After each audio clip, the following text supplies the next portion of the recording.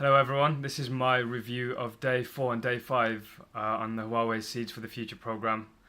So over the past 2 days the main focus has been Chinese culture and language lessons, which I found really useful and really quite interesting. Today we did 3 hours of Chinese language lessons, and in the afternoon we did some Chinese calligraphy. And yesterday we also had some language lessons and also did a Tai Chi class. Start with the Tai Chi class, which I found really interesting. The best way to describe it is a cross between a martial art and yoga, which promotes balance, flexibility, and mindfulness. I found it really interesting, mainly for the philosophical aspect of it. It really emphasized being in the moment and focusing exactly on what you're doing and nothing else, always constantly bringing you to the present.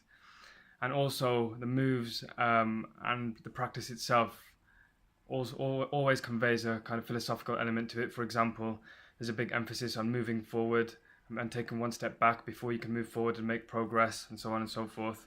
It's really interesting. So we did a bit of that. Today we did some calligraphy classes, which was really interesting in another way. Just got to experience, what it's like in the background behind the letters that Chinese use in their language and some of the history behind it. And we also got a chance to do some ourselves, which is really interesting. I'm totally rubbish at art, so I wasn't the best, but it was really nice to see it from a professional artist showing us how it's done, and it was really interesting, to be honest. The main focus, I think, and the biggest thing I'm picking up on is the Chinese language, which I've never really been able to appreciate how difficult it is to learn the language until now, firsthand, when I'm having these lessons.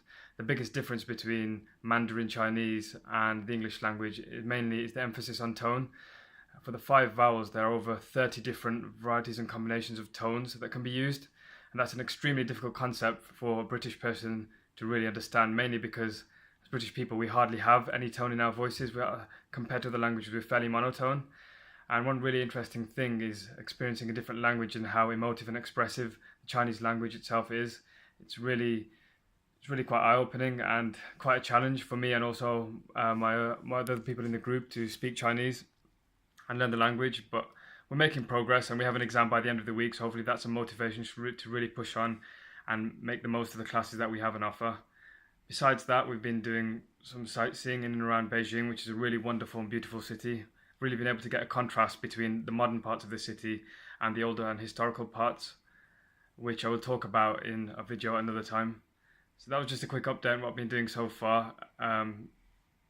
During later in the week, it's also going to be fairly similar of the sort, more language lessons, more culture classes, and like I said, the exam at the end of the week. So I'll probably make another video then to provide an update on how that exam session went.